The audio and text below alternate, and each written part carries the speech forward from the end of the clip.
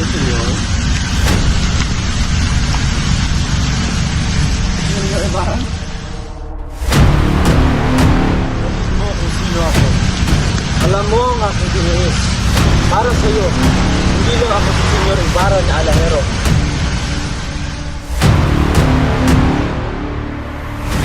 Ako ang hukom na nais parusahan ang isang sistema sa pamamagitan ng sarili nilang krimen. Digmain sa pamamagitan ng papuri. Kaya kailangan ko ang iyong tulong. Kayong mga kabataan.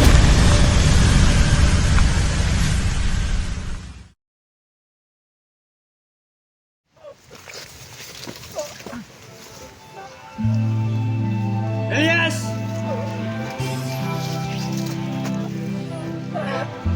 Tumakas ka na, senyor. Sapagkat malapit na sila. Hindi kita pwedeng iwan dito. Tutulungan kita. Dalawa tayong mamamatay dito o tatakas ka.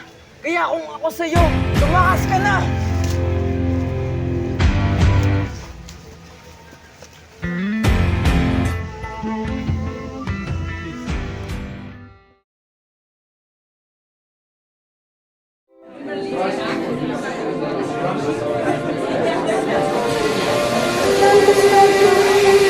Hindi ko alam kung nasaan ang Kristo.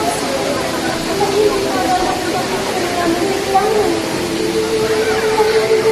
Kaya ito, sa isang lugar, papunta ng Manila para siya hanap.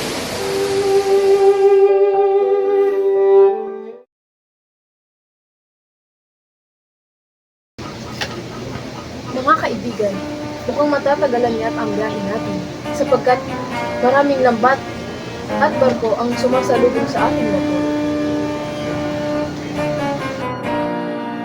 Wala solusyon ang pestahan.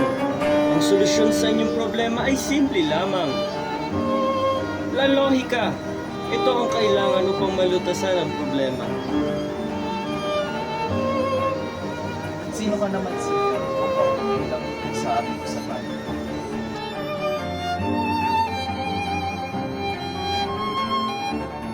Sa wakas, nagagalak akong makilala ang Diyos.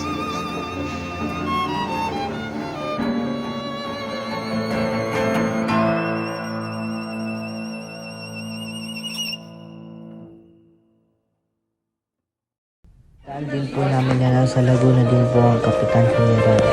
Kaya't nagpadala din po kami ng petisyon sa kanya upang magkaroon na ng paaralan ng lutuan ng wikang Kastila sa kababayan natin.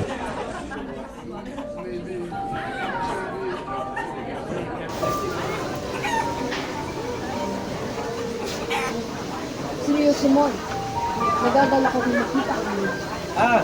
Ang mayamang kapitan, ang namumuno ng bayan.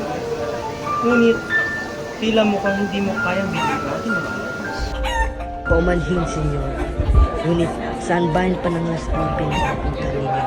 Hindi lahat makabili ng alahas sapagkat hindi namin lang kailangan.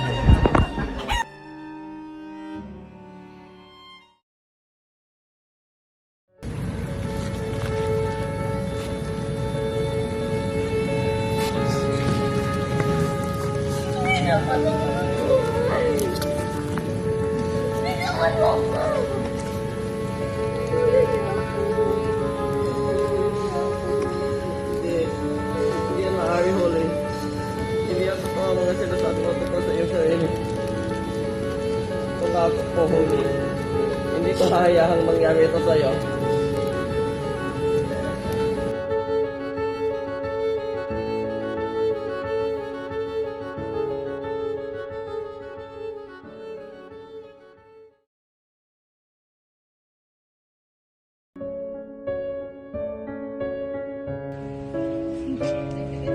Hindi ikaw ang anak ko.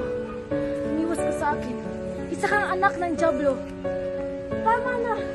Ayoko. Tama na, ayoko na. Ano pa ba ang kailangan niyo sa akin?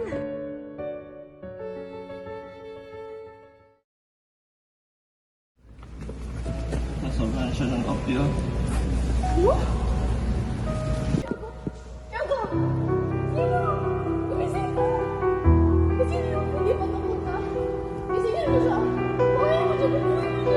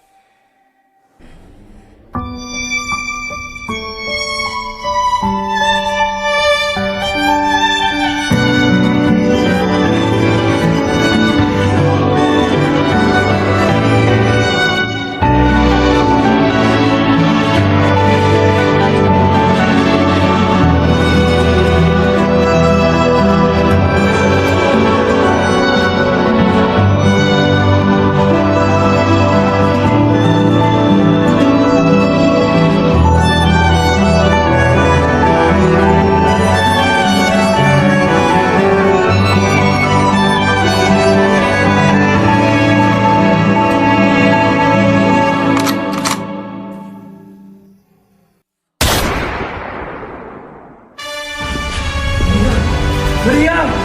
Maria! Maria!